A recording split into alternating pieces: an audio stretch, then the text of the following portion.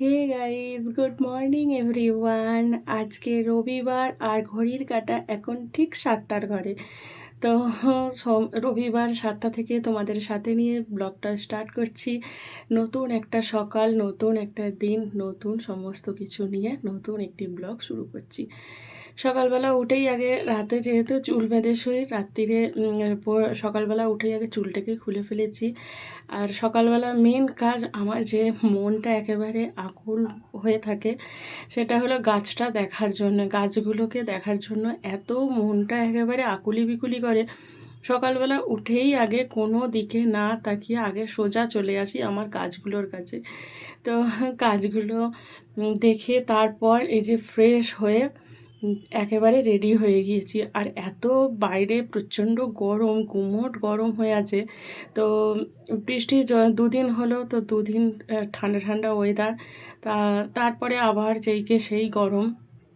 তো ওই জন্য একেবারে বাজার থেকে ঘুরে চলে এসেছি, তোমাদের আর সাথে করে নিয়ে যাইনি। আর এই দেখো, বাজার থেকে ফেরার পথে তো কি জিনিস নিয়ে এসেছে। বর গিয়েছিল তেলে ভাজা আনতে, আমি তো বাজার নিয়ে চলে এসেছি, আর বর গিয়েছিল তেলে ভাজা আনতে, সাথে করে তাল শাঁস নিয়ে এসেছে। আর তাল শাঁসটা ছাড়ানোর দায়িত্বে পড়েছে আমার মেয়ে। তো সকালবেলা জলখাবার খাওয়া দাওয়া করার পর মুড়ি, তেলে ভাজা, একটু আলু চচ্চড়ি করলাম, চা দিয়ে একেবারে রবিবার সকালটা একদম জমজমাট জলখাবার খাওয়া হলো। তারপরে এই যে চলে এসেছি ঘরের কাজকর্ম করতে। প্রতিদিন তো রান্নাঘর থেকে তোমাদের সাথে ব্লগ শেয়ার করি, যেহেতু সকালবেলায় জানো 9টার মধ্যে রান্না বান্না, অফিসের টিফিন, সমস্ত কিছু গোছন গাছন করতে হয়। আর আমি এমন সকালবেলা উঠি না, আর উঠলেও উঠে পড়ি 6টার সময় উঠে পড়ি, কিন্তু সেই সময়টা পর তখনও ঘুমোয়। তো ওই জন্য আর ঘরের কাজকর্ম তখন শেয়ার করতে পারি না, খালি একটু বাসি ঘরটা মুছে নিয়ে চলে যাই রান্না বান্না করতে। তো সেইখান থেকেই তোমাদের সাথে নিয়েই ব্লগটা শুরু করি। আজকে ভাবলাম যে না, আজকে এখন রান্না তো দেরিতে হবে, আজকে যেহেতু রবিবার, তো খাওয়া দাওয়ার পর যেটুকু কাজকর্ম না করলেই নয়, সেটুকু এই যে করা হচ্ছে। বিছনা ঝেড়ে নিয়েছি, বাসি বিছনাটাকে ঝেড়ে নিয়েছি। আর নেওয়ার পর আমি প্রত্যেক দিন বাসি বিছনা ঝাড়া হলেই আমি খাটটাকেও মুছে নিই, যেহেতু স্টিলের খাট, ধুলো পড়লে না বেশ ভালোই বোঝা যায়। আর আমার এই ধুলোটা একদমই মানে যেমন পছন্দ হয় না, সেরকম ধুলোটা, মানে আমার যেহেতু ডাস্ট অ্যালার্জি আছে, আমি ধুলোটাকে যত সম্ভব আমি চেষ্টা করি ধুলোটাকে এড়িয়ে চলার। আর আমার ঘরে ধুলোর অভাব নেই। তো যেদিকে তাকাবে মানে মানে 1 সপ্তাহ মতো যদি আমি ঘরদোর না পোছাপুছি করি, না যদি আমি মানে দেয়াল টেয়ালগুলো একটু যদি না ঝাড়ি পুছি, একেবারে পুরো মাকড়সার জাল বলো বা সমস্ত জিনিসের ওপরে এমন ধুলো পড়ে যায়। তো ওই জন্য আমি চেষ্টা করি প্রতিদিন আমি বিছনাটাকে ঝেড়ে নিই, নেওয়ার পরেই আমি খাটটাকেও ভালো করে মুছে নিই, যেগুলো হাতের সামনে থাকে, যেগুলো প্রতিদিন ব্যবহার হয়। ধুলো জমলে খুবই অসুবিধে হয়, যেগুলোর সামনে দিয়ে আমি যাতায়াত করি, তো সেইগুলোকে চেষ্টা করি প্রত্যেক দিন একটু মানে পরিষ্কার করে রাখা। আর কি বলো তো, একটু একটু করে যদি প্রতিদিন পরিষ্কার করে রাখি, তাহলে কিন্তু ওই একেবারে ডিপ ক্লিনিং করতে লাগে না, বা অনেকটাও ধুলো ময়লা পড়ে না। আর সেহেতু নাকে আসার কোনো ভয়ও থাকে না। আর ডাস্ট অ্যালার্জি যাদের আছে তাদের তো বুঝতেই পারছো যে কতটা পরিমাণ কষ্ট হয়। আর এখানে বর কালকে অফিস থেকে ফিরে তারপর চাল এনে দিয়েছে, যেহেতু চাল বাড়ন্ত হয়ে গেছে, চাল এনে দিয়েছিল। তো রাত্রিরে ওখানেই রেখে দিয়েছি, ভাবলাম যে কালকে সকালবেলাই একেবারে সরাবো, তো সেটাই করলাম। এখন অবধি চাল বস্তা থেকে ড্রামে ঢালা হয়নি, তো ওই এখন বস্তাটাকে জাস্ট ওই দিকে সরিয়ে নিলাম।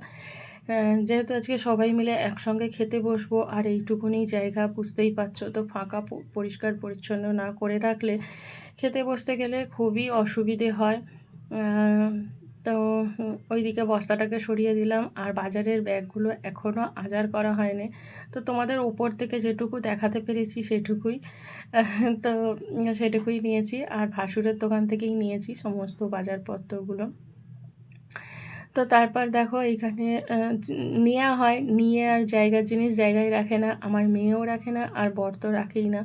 তো সেইগুলোকে আবার যেখানকার জিনিস সেখানে রেখে যতটুকু পারি এই যে ধুলো ময়লাগুলো পরিষ্কার পরিচ্ছন্ন করে নিই।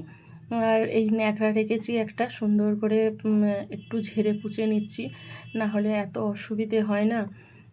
তো আর এরকম করে রাখলে দেখতেও ভালো লাগে, সব দিকে বেশ চকচকে ঝকঝকে। হোক না ছোটো ঘর, পরিষ্কার করে রাখতে অসুবিধে কী, তাই না? তো এইদিকে ড্রেসিং টেবিলটা তো ভালো করে পরিপাটি করে রেখে দিয়েছি। আর আমার পরিপাটি জিনিস দেখতে বা পরিপাটি করে রাখতে খুবই ভালোবাসি। তো ওই জন্য আমি চেষ্টা করি যতটুকু আমার পরিষ্কার পরিচ্ছন্ন থাকা যায় ততটাই আমার ভালো লাগে। আর রবিবার এমনিতেই তো এক্সট্রা সমস্ত কিছু কাজকর্ম এক্সট্রা করে সব কিছুই হয়ে থাকে। আর রবিবার দিনটা আমার যেন কাজ একেবারে শেষ হয় না। আমার এমনি দিনে কাজ, আমার হাজারো কাজ থাকে। মেয়েকে স্কুল দিয়ে আসা, টিউশন দিয়ে আসা, তারপর ঘরের সমস্ত কাজকর্ম সব কিছুই থাকে। কিন্তু তারপরেও আমার কিন্তু সব কাজকর্ম হয়ে যায়, বেশ সকাল সকালই হয়ে যায়। তারপরেও কিন্তু আমার রবিবার দিনটা কোথাও যেতে হয় না। হ্যাঁ, মেয়েকে আঁকতে দিতে যেতে হয়। তো শুধু ওই একটা। তো আমাকে আর বাইরে বেরোতে হয় না, কিছু করতে হয় না। তারপরেও আমার তাও এই রবিবার দিনটা আমার প্রচণ্ড দেরি হয়ে যায়। আর দেখো লাইটটা কিন্তু বুঝতে পারছি না কারেন্ট যাচ্ছে না লাইটটায় অসুবিধে হচ্ছে। তো দাঁড়াও একটু দেখি লাইটটা যা অবস্থা হচ্ছে, মনে হচ্ছে তো যে লুজ কানেকশান হচ্ছে। তো জানি না, এইগুলো তো আমি কারেন্টের জিনিসগুলো একদমই আমার একেবারে কাঁচা। তো এইগুলো আমার বর দোকানে গেছে, আসুক, এলে তারপর ওকে দেখাবো যে কি অবস্থা হয়ে আছে। তো তারপর এই যে ঘরদোর ঝাঁট দেওয়ার পর একেবারে স্নান টান সেরে নিয়ে চলে এসেছি জামা কাপড়গুলো শুকনো করতে দিতে। আসলে রবিবার বলেও তো কাচা শেষ হয় না, না? কালকে শনিবারে বর যেগুলো অফিস গিয়েছিল সেই জামা কাপড়গুলো আছে, তারপর বাজার দোকান গিয়েছিলাম সেই জামা কাপড়গুলো আছে, রেগুলার যে জামা কাপড় সেগুলোও রয়েছে। আর গাছগুলো দেখো এরকম ওপর করে রাখি, তো তো সেই গাছগুলোকে এখন যেহেতু জামা কাপড় শুকনো করতে দেব, আর যদি জামা কাপড় লেগে যদি গাছগুলো যদি ওই নিচই ওই দিকে যদি পড়ে যায় তাহলে খুবই অসুবিধে হয়ে থাকবে। তো ওই জন্য আমি চেষ্টা করছি গাছগুলো এই দেখো নাবিয়ে রেখে দিচ্ছি, আর ওই দিকটা করে ছাওয়া পড়ে গেছে, তো গাছগুলোর অত কষ্ট হবে না। আর প্রথমে এসেই তো আচারটাকে সরিয়ে দিয়েছি। আচার আচার যে আমের যে আচার করেছিলাম সেই আচারটাকে একটু সরিয়ে দিলাম। আর প্রতিদিন চেষ্টা করি আচারটাকে রোদ্দুরে দেওয়ার। রোদ্দুরে দিলে কি বলো তো, টেস্ট, তার গন্ধ, তার স্বাদ এত মানে বাড়ে। তো ওই জন্য আমি প্রতিদিন একটু করে রোদ্দুরে দিয়ে যাই। এই যে জামা কাপড় মানে আগে যখন সকালবেলা যখন আলু চচ্চড়ি করতে এসেছিলাম তখনই রোদ্দুরে দিয়ে গেছি আচারটাকে। তো তারপর এই যে এখন রোদ্দুর খাবে, তারপর রান্নাবান্না হয়ে যাওয়ার পর একচোটে আচারটাকে জামা কাপড়ও তুলতে আসবো, আচারটাকেও তুলে নিয়ে যাবো। একেবারে সারাদিন রোদ্দুর খায়। তো অনেক কিছুই কাচাকুচি আজকে পড়েছে। আর গাছে একটা দুটো করে ফুলও ফুটছে, সেগুলো ভীষণ ভালো লাগছে। গাছে যে ফুলগুলো ফুটছে, গাছ থেকে ফুল তুলছি, বেশ খুব ভালো লাগছে যেন। স্নান টান সেরে গাছ থেকে ফুল তুলে ঠাকুরকে দেওয়া সে এক অন্যরকম অভিজ্ঞতা। এতদিন তো শুধু মানে ফুল ছাড়াই ঠাকুরকে জল দিতে হয়েছে, তো এইবারে ফুল দিয়ে ঠাকুরকে জল দিচ্ছি, সে তো একদম আলাদা রকমের মানে অনুভূতি লাগছে। তো একটু সকাল থেকে একটু আমার কাজ এমনিতেই মানে নিরিবিলি ধীরে সুস্থরে করছি।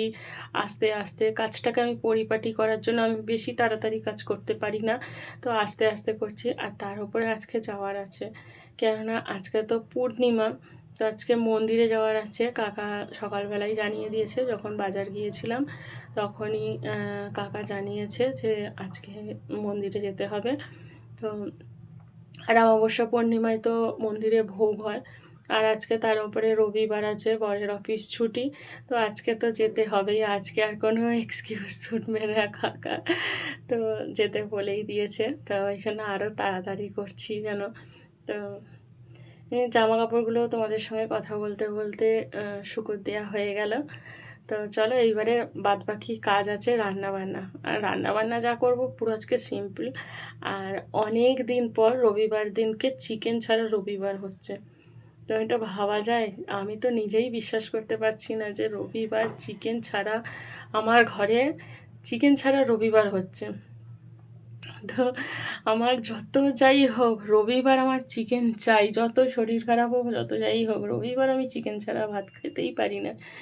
তো আজকে ভাবলাম যে না, আজকে যেহেতু ভালো পূর্ণিমা আছে তো এই জন্য মাছ তো চলে। আর আমাদের তারা মায়ের তো মাছ চলেই। তো আর আমরা মায়ের ভক্ত। তো মাছ তো খাওয়াই যায়, তো মাংসটা খাইনি। যেহেতু আজকে ভালো পূর্ণিমা, জ্যৈষ্ঠ মাসের প্রথম পূর্ণিমা, তো এই জন্য মাছ এনেছি, সেখান থেকেই 4 পিস মাছ বার করে নিয়েছি। আর আমার তো মাছ খেতে ভীষণ ভালো লাগে, ওই জন্য আমি আমার নিজের জন্যই 2 পিস করে নিয়েছি।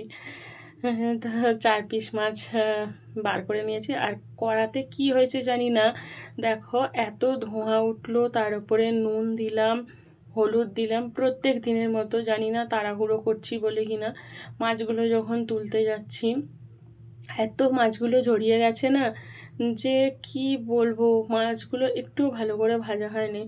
তো এখন যদিও বা তুলিনি। তো ওইদিকে দেখো মাছ ভাজা হচ্ছে, আর এইদিকে শাকটাকেও বসিয়ে দিয়েছি। আজকে মাছের মাথা দিয়ে দেখো পুঁই শাক করবো। তো ভাসুরের দোকানে ভালো পুঁই শাক বিক্রি হচ্ছিলো, বললাম আমাকে ভালো করে মানে একটু বেশি করে 500-র ওপরে আমাকে পুঁই শাক দাও, 2 দিনের করে রেখে দেবো। তো এতটা পুঁই শাক তো একদিনে খেতে পারবো না, তো এই জন্য 2 দিনের একেবারে একচোটে করে রেখে দিচ্ছি, যেহেতু মাছের মুড়ো দিয়ে করব। তো ওই জন্য পুঁই শাকটাকে করে রেখে দিয়েছি, যতটুকু আজকে খাওয়া হবে হবে। তার ওপরে আবার তারপরে আবার কালকে খাওয়া হয়ে যাবে। তো এত তাড়াহুড়ো করছি আমি, তারপরে রেডি হয়ে বসেছি রান্না করতে।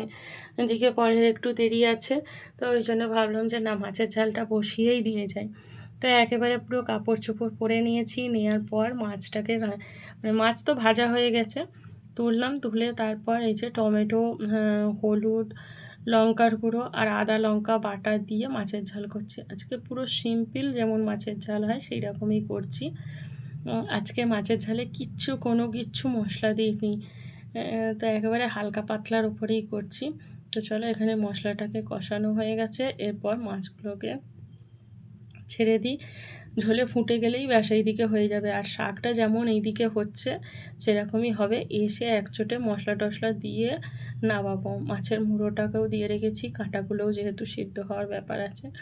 তো এইদিকে ওই যে চাপা দিয়ে রেখে এসেছি, আর এইদিকে মেয়ে আসেনি, আমি আর আমার বর দুজনে মিলে এসেছি। তো কাকা এই যে পুজোয় বসেছে, আর আজকে তো ভোগ হচ্ছে, তো এই জন্য একটু ভিড় আছে।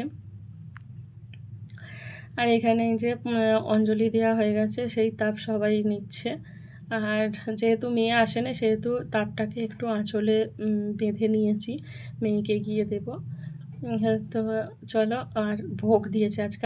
আর আজকে তো পূর্ণিমা, সেহেতু ভোগ তো গিয়েছিলাম, আর ভোগ নেব না সেটা হয় না। তো এইখানে দেখো পুঁই শাক হয়েছে, আর এই যে দুবেলার ভাত করে নিয়েছি, 1 হাঁড়ি, বড় হাঁড়ি 1 হাঁড়ি ভাত করে নিয়েছি। এখানে মাছের তেল কাঁচা লঙ্কা দিয়ে ভেজেছি, আর এখানে মাছের ঝাল। আর এই যে মা সুন্দর করে পরিপাটি করে খাবার টিফিন কৌটোয় করে ভরে দিয়েছে। আজকের মতো এখানেই ভিডিওটা শেষ করছি, টাটা।